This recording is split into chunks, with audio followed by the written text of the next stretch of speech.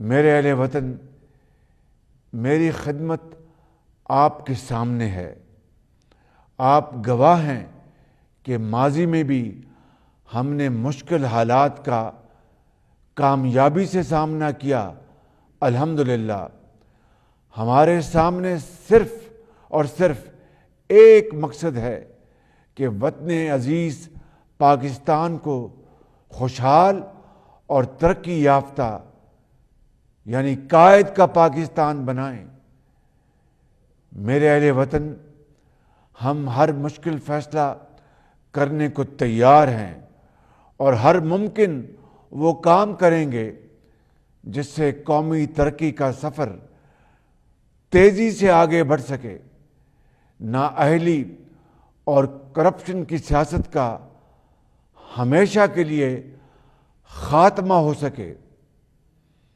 میرے بھائی اور بہنوں، ہم نے حکومت سنبھالی تو مہنگائی عروج پر تھی، کاروبار، روزگار، معاشی سرگرمیاں ختم ہو کر رہ گئی تھی۔ ڈالر جو 2018 میں ہم 115 روپے پر چھوڑ کر گئے تھے، سابق حکومت کے 4.25 سال کے دوران ڈالر 189 روپے پر پہنچ گیا، جس سے ایک طرف مہنگائی کی آگ مزید تیز ہو گئی تو دوسری جانب پاکستان پر قرض کا بوجھ بھی ناقابل برداشت ہو گیا۔ گزشتہ 4.25 سال میں پاکستان کے قرض میں 20,000 ارب روپے سے زیادہ کا اضافہ ہوا، جو 1947 سے 2018 تک 71 سال میں اب تک کی تمام حکومتوں کی طرف سے لیے جانے والے مجموعی قرض کا 80% ہے۔ رواں مالی سال وفاق کے بجٹ خسارے کا تخمینہ 5,600 ارب روپے ہے، جو تاریخ کا بلند ترین خسارہ ہے۔ نااہل سابق حکومت نے صرف اسی سال اتنا خسارہ کیا ہے جس کی ماضی میں کوئی مثال نہیں ملتی۔ اس کے مقابلے میں آپ گواہ ہیں کہ وزیر اعظم نواز شریف نے اپنے دور حکومت میں لیے گئے قرض سے عوام کو 10,400 میگا واٹ بجلی مہیا کی، سڑکوں کا جال بچھایا، بہترین پبلک ٹرانسپورٹ دی، کھربوں روپے کے ترقی اور خوشحالی کے منصوبے بنائے اور مہنگائی تاریخ کی کم ترین سطح پر لے کر آئے۔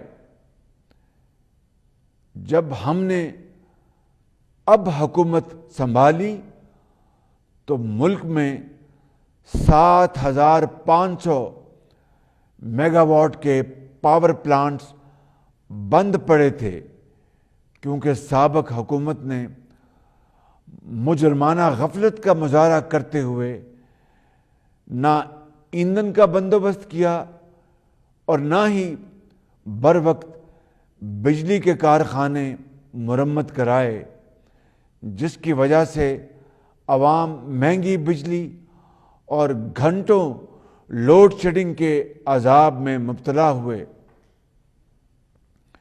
میرے اہل وطن، ہم نے دل پر پتھر رکھ کر پیٹرولیم مصنوعات کی قیمتوں میں گزشتہ روز اضافہ کیا ہے۔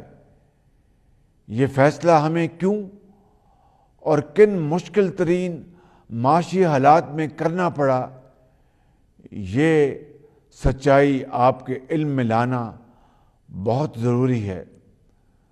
دنیا میں پٹرول اور ڈیزل کی قیمتیں آسمان کو چھو رہی ہیں۔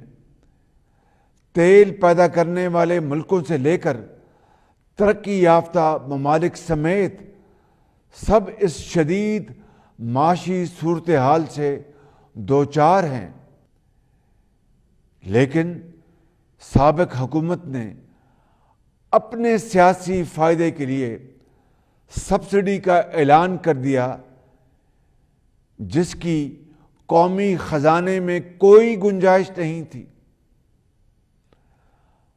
ہم نے اپنے سیاسی مفاد کو قومی مفاد پر قربان کرنا قومی فرض جانا، کیونکہ یہ فیصلہ پاکستان کو معاشی دیوالیہ پن سے بچانے کے لیے ناگزیر تھا۔ اس معاشی بحران میں پاکستان اور اس کے عوام کو سابقہ حکومت نے پھنسایا ہے۔ آج کا یہ مشکل فیصلہ معیشت کو موجودہ بحران سے نکالنے کی طرف ایک اہم قدم ہے۔ میرے بزرگوں، بھائیوں اور بہنوں،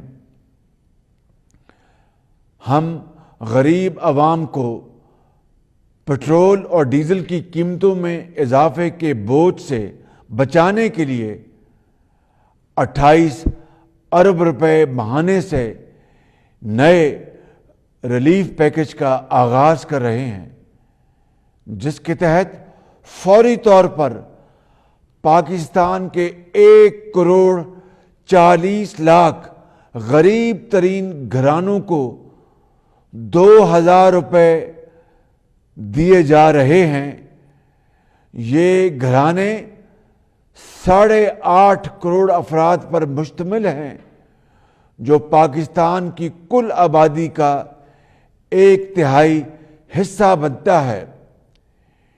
یہ اس مالی امداد کے علاوہ ہے جو بے نظیر انکم سپورٹ پروگرام کے تحت انہیں پہلے ہی دی جا رہی ہے، اور آئندہ مالی سال کے لیے اس ریلیف پیکج کو بجٹ میں شامل کیا جائے گا انشاءاللہ۔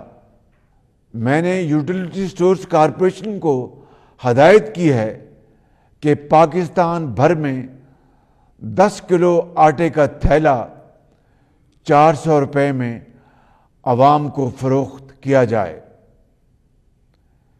میرے نوجوانوں، داخلی محاذ کی طرح خارجی محاذ پر بھی گزشتہ 4.25 سال پاکستان کے قومی مفادات کے لیے انتہائی مہلک ثابت ہوئے۔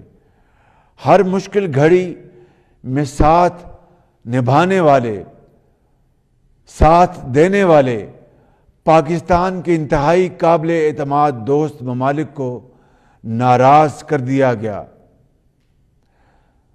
اب ہم نے ان غلطیوں کی اصلاح اور دو طرفہ تعلقات کی بحالی کا عمل شروع کر دیا ہے، جو آپ کے سامنے ہے۔